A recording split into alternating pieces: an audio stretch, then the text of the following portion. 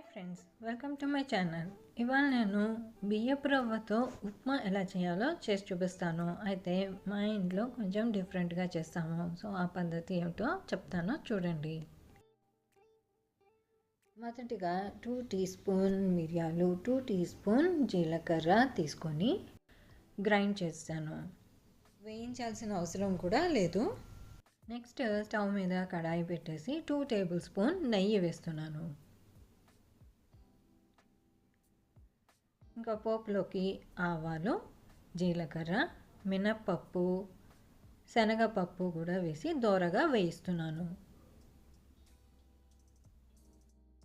6 పచ్చిమిరపకాయలు చిన్న చిన్నగా కట్ చేసేసి వేస్తున్నాను.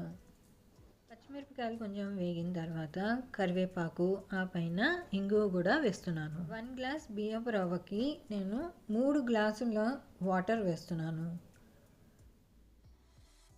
ఎక్కువ పోసినా కూడా ముద్దగా అయిపోతుంది.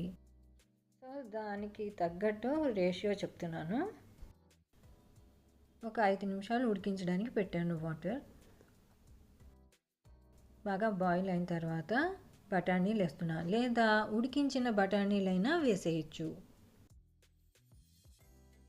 ఇందాక మిరియాలు, జీలకర్ర గ్రైండ్ చేసాం కాబట్టి ఆ పౌడర్ కూడా వేసేసి మిక్స్ చేస్తున్నాను. ఆ పైన ఉప్పు కొంచెం మిక్స్ అయిన తర్వాత 2 మినిట్స్ బాయిల్ అవడానికి పెట్టాను. ఒక కప్పు తురిమిన కొబ్బరి కూడా వేసి బాగా మిక్స్ చేస్తున్నాను. నెక్స్ట్ 1 గ్లాస్ బియ్యపు రవ్వ వేసేసి బాగా మిక్స్ చేస్తున్నాను. మిక్స్ చేసిన తర్వాత ఒక 5 నిమిషాలకి ఉడికించడానికి పెట్టాను. బాగా ఉడికిన తర్వాత ఇంకొకసారి మిక్స్ చేస్తే సరిపోతుంది. అయిపోయిందండి, బియ్యపు రవ్వతో ఉప్మా రెడీ అయిపోయింది. ఆ పైన కొత్తిమీర వేస్తున్నాను. నెక్స్ట్ ఒక్క నిమ్మకాయ పిండేస్తే సరిపోతుంది. అయితే మీకు ఒక టిప్ చెప్తాను. బియ్యపు రవ్వ ఉప్మా తినాలి అని అంటే ఎప్పుడు కూడా కొంచెం నెయ్యి వేసుకొని తింటే ఆ రుచే వేరండి.